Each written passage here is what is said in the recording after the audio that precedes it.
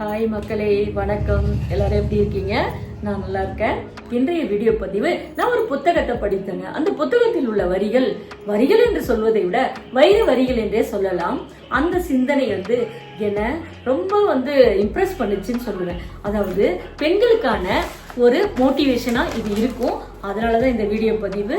வாங்க வீடியோக்குள்ள போகலாம். அவள் வீட்டை விட்டு வெளியேறுகிறாள். இந்த வீட்டில் இனியும் இருக்க முடியாது என்று தீர்மானித்தவள் தன்னை உதாசீனப்படுத்தும் இடத்தில், தன் மீது அன்பு செலுத்தாத இடத்தில் அவள் இனியும் வாழ்ந்து பிரயோஜனம் இல்லை என்ற சிந்தனையோடு கையில் பையை எடுத்துக்கொண்டு வீட்டின் வாசலுக்கு வருகிறாள். முதல் படிகளில் இறங்குகிறாள். அப்போதுதான் அவளுக்கு தோன்றுகின்றது, நாம் இந்த உலகத்தில் எங்கே செல்வது, எப்படி வாழ்வது என்று யோசித்தாள். யோசித்தவுடன் அவள் நினைத்த அடுத்த நொடி அவளோட சிந்தனைக்கு தோன்றியது, இந்த உலகத்தில் வெளியே கோடி மக்கள் வாழ்கிறார்களே, நாம் அதில் ஒருவராக வாழ்ந்துவிட முடியாதா என்ற சிந்தனை அவளுக்குள் மனமாற்றத்தை ஏற்படுத்தியது, தைரியத்தை கொடுத்தது. உடனே கைப்பையில் இருந்து ஏதாவது ரூபாய் நோட்டு இருக்குமா, செலவுக்கு பணம் வேண்டும் அல்லவா என்று கைப்பையை திறந்து பார்க்கிறாள். அதில் ஒரு 100 ரூபாய் நோட்டு கூட இல்லை. அவளின் துரதிர்ஷ்டம். அப்போதுதான் நினைக்கின்றாள், இந்த கோபத்திற்கு நாம் வீட்டை விட்டு வெளியேற வேண்டுமே என்ற சிந்தனை தெளிவிற்கு நமக்கு உறுதுணையாக இப்போது எதுவுமே இல்லையே. அட்லீஸ்ட் பணமாவது இருக்கும் என்று நினைத்தோமே, அந்த பணமும் இப்போது கை கொடுக்கவில்லையே. நம்மிடம் ஒரு 100 ரூபாய் நோட்டு கூட இல்லையே. இப்படி இந்த 100 ரூபாய் நோட்டு நம் வைராக்கிய சிந்தனைக்கு, நம் வரலாற்று கோபத்திற்கு மதில் சுவராக நிற்கிறது நம் முன்னே அப்படின்னு சொல்லி அவரோட ஆற்றாமை அழுது தீர்க்கின்றாள். ஆற்றாமை தரும் வழி எவ்வளவு வேதனையானது என்று உங்களுக்கு தெரியும் அல்லவா? அழுது புலம்பியவள் படிகளில் அமர்கிறாள். அமர்ந்து கொண்டு தெருவில் வருவோரிடம் எல்லாம் அவளுக்கு கேட்க தோன்றுகின்றது. என்னவென்று தெரியுமா? இந்த 100 ரூபாய் என் தன்மானத்திற்கு இவ்வளவு சவாலாக அமைய வேண்டுமா என்ன அப்படின்னு சொல்லி அவளுக்குள்ள கேட்க தோணுது. ஆனா அவ கேட்கல. உடனே என்ன பண்ணா, கைப்பை எடுத்துக்கிட்டு திரும்பவும் வீட்டின் கதவை தட்டுகின்றாள். கதவு திறக்கப்படும் சற்று நேரத்திற்குள் அவள் சிந்தனை ஓட்டம் ஓடுகின்றது. என்ன ஓட்டங்களுக்கு கடிவாளம் போட முடியாது அல்லவா? அப்போது அவள் யோசிக்கின்றாள், இந்த உலகத்துல வாழ்றதுக்கு பணம் முக்கியம் இல்லையா? அந்த பணம் நம்ம கிட்ட இல்லையே. நம்ம இவ்வளோ நாளும் இந்த குடும்பம், இந்த உறவுகள், சொந்த பந்தம், கணவன், அப்புறம் நம்ம பிள்ளைங்க அப்படின்னு வாழ்ந்துட்டோமே, பணத்தை சேமிச்சு வைக்கலையே அப்படின்னு சொல்லி அவளுக்குள்ள அந்த சிந்தனை ஓட்டம் ஓடுது. அப்புறம் என்ன நினைச்சான்னா, சரி ஓகே, இதுக்கப்புறம் நம்ம இவங்க கிட்ட தான் நம்ம போயிட்டு இவங்க கூட தான் நம்ம இருந்தாகணும் அப்படின்னு நினைக்கிறாங்க. உடனே என்ன பண்றா, அப்புறம் கதவு திறக்குது. திறந்த உடனே அங்க அது யாராக வேணா இருக்கட்டும், கதவு திறக்கப்பட்ட சமயத்தில் திறந்தவன் ஆண் என்பது மட்டுமே. அது அப்பாவாகவோ கணவனாகவோ ஏன் பெற்ற பிள்ளையாகவோ கூட இருக்கலாம், சகோதரனாகவே கூட இருக்கலாம். ஆனால் அங்கே திறந்தவன் ஆண். அதை தான் சொல்கின்றேன்.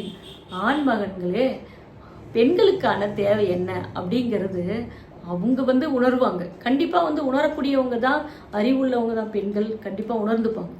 அந்த சமயத்துல நம்ம அவங்களுக்கு நம்மளால முடிஞ்சதை அன்றாட தேவைகளினோட அதுல ஒரு 100 ரூபாயாவது கொடுக்கணும். அதை அவங்களுக்கு சேமித்து வைத்துக் கொள்ளும் பழக்கத்தை நாம் ஏற்படுத்தணும். இப்போ அதெல்லாம் மற்றவங்க நம்மளுக்கு சொல்லலை, நம்மளால அதை மற்றவங்க கொடுக்கலையே, நம்மளுக்கு சேமிச்சு வச்சு கொடுக்க சொல்லி பணம் தரலையே அப்படிங்கிறத எந்த பெண்ணும் இனியும் நினைக்க கூடாதுங்க. உங்களுக்கான தேவையை நீங்க தான் சேமித்து கொள்ள வேண்டும். அது நம்ம வீட்டிலேயே சேமிச்சு வைக்கலாம், இல்ல பேங்க்ல போட்டு வைக்கலாம். அப்படியும் இல்லைன்னா சின்ன சின்ன நகைகள் இது மாதிரி வாங்கி நீங்க உங்களுக்கானதா வைத்து கொள்ளலாம் அப்படிங்கிறது தான் இந்த வீடியோ பதிவு. ஏன் நான் சொல்றேன் அப்படின்னா, எல்லா பெண்களுமே இன்றைக்கு பொருளாதாரத்துல சுதந்திரம் அடைந்து இருக்கிறார்கள். ஒரு பெண் விடுதலை என்பது பொருளாதார முன்னேற்றம். பொருளாதாரத்தில் அவள் இண்டிபெண்டாக இருக்கிறப்பதான் அவளுக்கு எல்லாமே சுதந்திரம், எல்லா விஷயத்திலுமே சுதந்திரம் கிடைக்கிறதா இருக்க முடியும். அதுக்காக தான். அதாவது நம்ம நினைக்கலாம், இன்னைக்கு வேலைக்கு போற பெண்கள் நிறைய பேர் இருக்காங்க, அவங்க கிட்ட எல்லாம் பேடிஎம் இருக்கு, ஏடிஎம் இருக்கு, எல்லாமே இருக்கு. ஆனா சில பெண்கள் இன்றளவும் வீட்டுல இருக்கிறவங்க நம்ம அவங்கள ஹவுஸ் ஒய்ஃப்னு சொல்லுவோம், ஹோம் மேக்கர்னு சொல்லுவோம், எப்படி வேணால் சொல்லலாம். அந்த வேலைக்கு செல்லாத பெண்கள், வீட்டில் இருக்க பெண்களுக்கு வந்துட்டு ஒரு தேவை இருக்கும். அந்த தேவைகளை பூர்த்தி செய்து கொள்வதற்கு அவர்களுக்கு பணம் கண்டிப்பாக தேவை. அந்த தேவையை தான் அவங்களே சேமித்து வைத்து கொள்ள வேண்டும் என்பது. நாம் வந்து எப்பவும் கையில் வந்துட்டு எல்லாமே வச்சுட்டு செலவு பண்ணுறப்போ ஒரு திருப்தி இருக்கும்.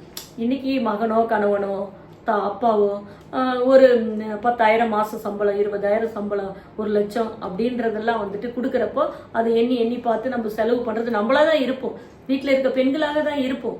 அன்றைக்கு வந்து அது நம்மளுக்கு மன நிம்மதியை தரும். அதனால் அதை வந்து பெருசாக எடுத்துக்க மாட்டோம். பணங்கிற தேவை நமக்கு கிடைக்கிறதுனால அந்த பணத்தோட அருமை தெரியாது. எந்த பொருளும் நமக்கு, பொருளோ உறவுகளோ எதுவாக இருந்தாலும் நம்ம கைக்குள்ள கிடைக்கிறப்போ, நம்ம கூட இருக்கிறப்போ அருமை தெரியாது. இல்லாத சமயத்தில் தான் அதனோட அருமை தெரியும். அதுதான்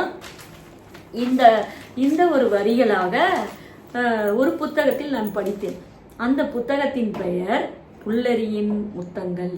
புத்தகத்தை எழுதிய நாவலாசிரியர் மனுஷய புத்திரன். அவர் ஒரு சிறந்த கட்டுரையாளர். இந்த மாதிரி நிறைய புத்தகங்கள் எழுதியிருக்காரு. மனுஷய புத்திரன் சொல்லிட்டு அவரோட புக்கெல்லாம் நீங்கள் படிங்க. உங்களுக்கு இன்ஸ்பிரேஷனாக இருக்கும், மோட்டிவாக இருக்கும். லைஃப்பில் வந்து நிறைய விஷயங்களை வந்து நம்ம கற்றுக்கலாம். அதனால் கற்றுக்கிட்டு போகிறப்போ நமக்கு மன தெளிவு கிடைக்கும், சந்தோஷம் கிடைக்கும். நம்ம வாழ்க்கையை எப்படி கொண்டு போகணும் அப்படிங்கிற ஒரு சக்ஸஸ்ஃபுல் லைஃப் எப்படி கொண்டு போகணும் அப்படிங்கிற அந்த வழிகள் நமக்கு பிறக்கும். அந்த சிந்தனை தெளிவுகளை நம்ம மூளை கொடுக்கும் அப்படிங்கிற விஷயம். ஓகே, இந்த புத்தகம் வந்து இந்த மாதிரி புத்தகங்களை படித்து இன்ஸ்பிரேஷன் ஆகி நம்ம வந்து ஒரு டச், ஒரு மைண்ட் தாட்டு, ஒரு மைண்ட் டச் நம்ம வந்து ஆகிறப்போ, ஹார்ட் டச் ஆகிறப்போ அது மற்றவங்களுக்கு சொல்லுங்க. புத்தகம் படிக்கிறது ஒரு நல்ல விஷயம். இந்த நல்ல விஷயத்துலேருந்து கிடைக்கக்கூடிய நல்ல விஷயங்களை மற்றவங்களுக்கு கொண்டு செல்லணும், கொண்டு சேர்க்கணும். பர்வீன் சுல்தானா அவர்கள் சொல்லுவாங்க, அவங்க ஒரு சிறந்த மேடை பேச்சாளர். அவங்களோட ஸ்பீச்சஸ்லாம் எனக்கு ரொம்ப பிடிக்கும். அவங்க எப்பவுமே ஒரு நல்ல கருத்தை சொல்றப்ப என்ன சொல்லுவாங்கன்னா, போகிற போக்கில் நான் கடத்தி விட்டு செல்கிறேன், உன் காதுகள் அதை ஏற்றுக்கொள்ளட்டும் அப்படின்வாங்க. எவ்வளோ ஒரு உன்னதமான பேச்சு அது தெரியுங்களா? அவங்க மட்டுமே அந்த சிந்தனை தெளிவை ஏற்படுத்திக்கிட்டு நம்ம மட்டும் வாழ்ந்துட்டு போனா போதும் அப்படின்னு நினைக்காம, அவங்க நிறைய கல்லூரிகளில், காலேஜ், ஸ்கூலில் எல்லா இடத்துலையுமே வந்து அவங்களோட ஸ்பீச்சஸ் வந்து சூப்பராக இருக்கும். சொல்கிற விதம் வந்துட்டு ரொம்ப அருமையாக இருக்கும். அது வந்து எனக்கு ரொம்ப இன்ஸ்பிரேஷனாக இருப்பாங்க பர்வீன் சுல்தானா. அதனால் அவங்களோட ஸ்பீச்சஸ் கேட்டிருக்கேன், புக்ஸ் எல்லாம் படிச்சிருக்கேன். அதனால தான் நீங்களும் வந்துட்டு புக்ஸ் படிக்கிற பழக்கம்லாம் வந்து ரொம்ப நமக்கு வந்துட்டு என்ன சொல்லும், வாழ்க்கையில் ஒரு இம்பார்ட்டண்டான விஷயம். அதை கண்டிப்பாக செய்யணும். அதுக்காக தான் நான் வந்து எல்லாருக்கிட்டையுமே சொல்லுவேன், புக் படிங்கன்ட்டு. அதுக்காக நான் ரொம்ப புக்கெல்லாம் படிச்சுட்டேன்னு சொல்ல முடியாது, என்னால் படித்த புக்ஸ் படிச்சிருக்கேன். ஓகே, இதுலேருந்து என்ன தெரியுது, பெண்கள் எல்லாருமே வந்து நமக்கான ஒரு இக்கட்டான சூழ்நிலையில் நம்மளை வந்துட்டு நமக்கு கிடைக்கக்கூடிய, நம்ம வந்து ஒரு அந்த துன்பத்திலேருந்து, ஒரு இக்கட்டான சூழ்நிலையிலேருந்து நம்ம விடுதலை அடையணும் அப்படின்னா, நமக்கு ஒரு உதவி வேணும்னா அந்த முதல் உதவி இந்த பணமாக இருக்கும். அதனால தான் நான் இவ்வளோ தூரம் இம்பார்ட்டண்டாக சொல்கிறேன். அதுக்காக நீங்கள் வந்து சேமித்து கொள்ளணும்னா நம்ம லட்சமாக சேமிக்கணும்னு அவசியம் கிடையாது. சில ஆயிரங்களையாவது நாம் சேமித்து வைத்து கொள்ள வேண்டும் அப்படிங்கிற விஷயம்தான். இதில் தான் நான் வந்துட்டு தன்னிறைவு பெற்றிருக்கேன்னு தான் சொல்லுவேன். ஏன்னா என் கணவராகட்டும், என் மகனாகட்டும், அதை மாதிரி நான் பிஃபோர் மேரேஜ் என்னோட அப்பா அம்மாவாகட்டும் யாராக இருந்தாலும் எனக்கெல்லாம் வந்துட்டு அந்த பணத்தை கொடுக்கறதுல அவ்வளோ ஒரு தாராள மனசாக தான் இருந்திருக்காங்க.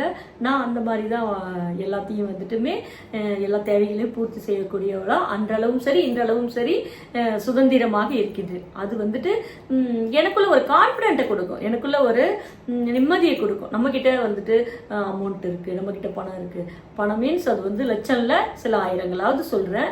அந்த மாதிரி விஷயம் நம்மக்கிட்ட இருக்கிறப்போ நாம் எடுக்கக்கூடிய முடிவுகள், அந்த துன்ப காலத்தில் நம்ம எடுக்கக்கூடிய முடிவுகளுக்கு அது ஒரு சப்போர்ட்டாக இருக்கும், அது ஒரு பக்கபலமாக இருக்கும் அப்படிங்கிற விஷயம் தாங்க. அப்போ நீங்கள் இங்கேருந்து வீட்டை விட்டு போகிறோம், ஒரு ஹோட்டல் பஸ் ஏறி போகணும், ஆட்டோ பிடிச்சி போகணும். இப்போ நான் வண்டி இருக்குது, வண்டி எடுத்துகிட்டு வண்டியை ஓட்டிட்டு போயிடுவேன். அதுக்கு பெட்ரோல் போடணும் இல்லைங்களா? அப்போ அந்த பணத்துக்கு நான் எங்கே போக முடியும்? ஒரு ஹோட்டலில் சாப்பிட்ணும், பசிக்கு வந்த டைமு, அப்போ வந்து ஒரு ஹோட்டலில் சாப்பிட்ணும். இல்லை ஒரு கோவிலுக்கு போகலாம், அங்கே ஒரு கற்பூரம் கூட வாங்கி ஒரு சாமிக்கு கும்பிட்டுட்டு ஒரு 4 பேர் பிச்சைக்காரங்க இருக்கான ஒரு 10 ரூபா 5 ரூபா போடணும். இந்த மாதிரி வாழ்க்கையினாலே பண தேவை வந்து மிக முக்கியம். அந்த மாதிரி தேவைகளை பூர்த்தி செய்யறதுக்கு பணம் தான் வந்துட்டு நமக்கு முக்கியம். அது முதல் உதவியாக நமக்கு இருக்கும். முதல் உதவி அடிபட்டாதான் முதல் உதவி இம்பார்ட்டன்ட் கிடையாது. வாழ்க்கையில சோர்ந்து போகக்கூடிய நிலையில பெண்களுக்கோ ஆண்களுக்கோ எல்லாருக்குமே பணங்கிறது ஒரு முதல் உதவியாக இருக்கும். அதுக்கப்புறம் நம்ம போய் என்ன முடிவு வேணாலும் எடுத்துக்கலாம், யார்கிட்ட வேணா பேசலாம், யார்கிட்ட வேணா உதவி கேட்கலாம், எங்க வேணா போகலாம். அந்த மாதிரி தான் ஃபர்ஸ்ட் வந்துட்டு அந்த பணங்கிற விஷயத்த நாம வச்சுக்கணும் அப்படிங்கிறது தான். அதாவது பெண்களே, நீங்க வந்துட்டு எந்த ஒரு பெண்ணும் முடிவு எடுக்கிற சமயத்துல நம்ம கூட இருக்கக்கூடியது பணம் தாங்கிற லட்சியத்தினை மனதில் வளர்த்து கொள்ள வேண்டும் அப்படிங்கிறத இந்த வீடியோ பதிவு. வீடியோ எப்படி பிடிச்சிருக்கா என்னன்னு சொல்லிட்டு கண்டிப்பாக கமெண்ட்ல சொல்லுங்க. நீங்களும் இது மாதிரி ஏதாவது நிறைய புக்ஸ்லாம் நல்ல விஷயங்கள்லாம் படிச்சிருந்தா அதை கமெண்ட்ல சொல்லுங்க. Okay, bye, see you next video. Bye bye.